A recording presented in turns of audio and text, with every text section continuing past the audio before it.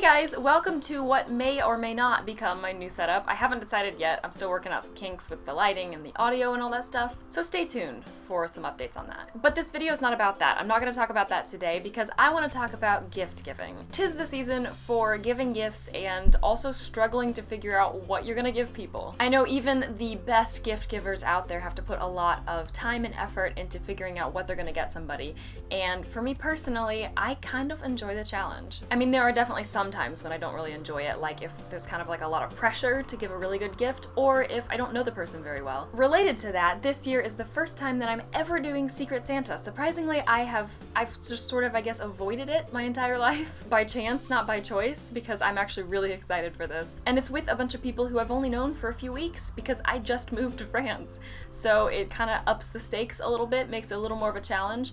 But that's why I've decided to make this video, because even though I definitely don't consider myself an expert gift giver, I feel like that's a very difficult title to dish out or to claim, but I do enjoy giving gifts, and I think that's half the battle, and I also feel like I've been able to find some pretty cool things recently, and I feel like I've nailed my Secret Santa. So, without further ado, I'm gonna give you guys 6 tips on finding the perfect gift. Tip number 1. It seems kind of obvious, but pay very close attention to all of their likes and dislikes. You can do this all sorts of ways by stalking their social media accounts, as well as just like the old-fashioned talking to them. Don't be super suspicious, like start grilling them about all those things, or just suddenly start liking everything they like and encouraging them to talk about it. But you can definitely do this in very subtle ways and pick up on things and sort of make mental notes, or even physical notes if that helps you remember stuff. Anything from their favorite TV shows and books, or even just genres that they like. Their favorite color, their favorite food, do they like coffee and tea, do they like chocolate? I mean, a lot of these things you don't even have to directly get them like chocolate, but you can get them something related to it because there's so many things that sort of spiral off of those. But of course, the first very basic step is just figuring out what those things may be.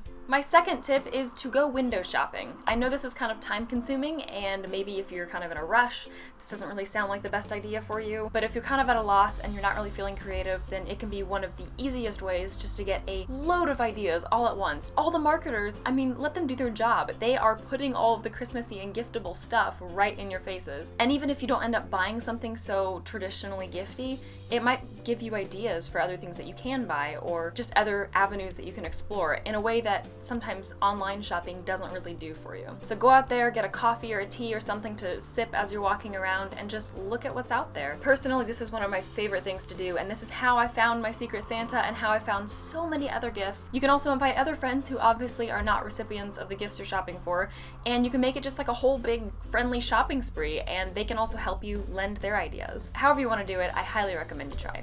My third tip is to do some online research. I know I just said that sometimes window shopping is better than online research, but that's sometimes. Other times it can actually be a lot easier or faster or better for you just to do something online. And I don't even mean you have to buy the gift online. Sometimes literally just Googling lists of different types of gifts can kind of be a nice place to start, even more so than window shopping. If you're really absolutely at square one and you have no idea whatsoever what to look for, then just do an online search on the recipient's age or something they like. If they're super geeky, then Gifts for Geeks is a great, just super generic Google search. And from there, you can sort of figure out what lists may or may not be helpful for you, and you can just gradually narrow it down. Maybe just get some ideas of the types of gifts or even the types of stores that you should be looking at. And then you can either do the rest of that shopping online, or you can choose to go window shopping or go specifically to a store. So you can try search terms based on the gift recipient, like Gifts for Geeks, like I said, or Gifts for Hipsters, or you can try something related to the gift that you might be looking for, like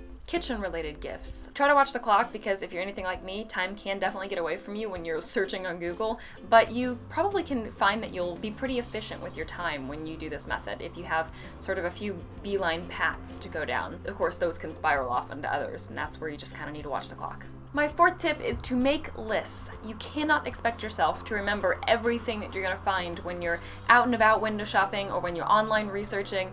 You're not going to remember everything. And you're also probably not going to want to buy the very first thing that you find that you think might be a good idea. So what I recommend instead is to make a list, either by hand or on your computer, on your phone, whatever works for you.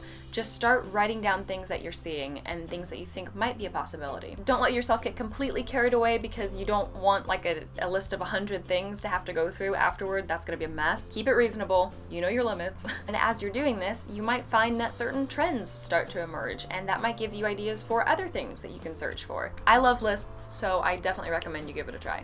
My fifth tip is to try and find a balance between playing it safe and taking risks. This is kind of something that is difficult to give you advice on because it depends so much on you and the person and the gift you're thinking about and all of those things that I can't possibly know. But I just want to point this out as something you should be very aware of as you're going through the gift process. To clarify a bit what I'm talking about here, playing it safe would be getting something extremely generic or something you absolutely know they're gonna like, but of course the risk there is that they're gonna open it and be like, this is like, there's no creativity in this at all. At the same time, you don't want to be so risky that they're going to open something that they absolutely hate or that's just way off the mark. This is always a fear when you're getting a gift for someone who you don't know very well because you know there's so much to that person that you could potentially be tapping into, but you have no idea what it is, and you want to take a chance, but you don't. Even though I can't really help you out that much on this one, and I feel bad for that. I'm sorry. I wish I could. It's just I want to recommend that you're aware of this fact because I think even just thinking about it a little more will make it less likely that you'll make one of those big mistakes. Depending on the situation, I'm sure you'll make the right decision, but just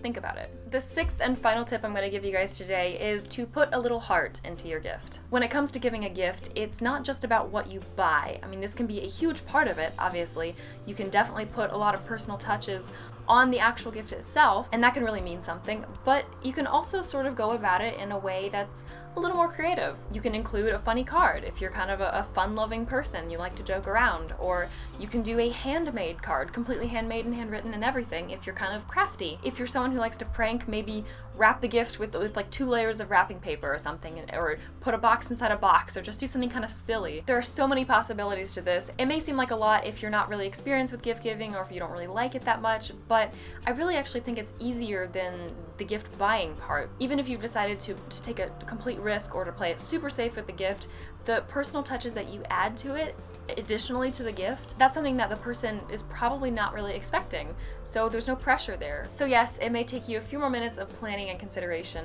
but I think it's definitely worth it and one of the best ways to just make your gift even more memorable. So those are my 6 tips. I hope you guys are feeling a lot more confident about your gift giving skills this year, or at least a little more confident would be nice. In the comments below, let me know, do you have any funny stories about either giving a gift or receiving a gift? I feel like there's a lot of possibility with this here, like potentially a lot of very awkward and embarrassing situations, and I would love to know about them for some reason. It's times like this when I kind of understand why I like the show The Office so much. Thank you guys all so much for watching as always, and I will see you soon.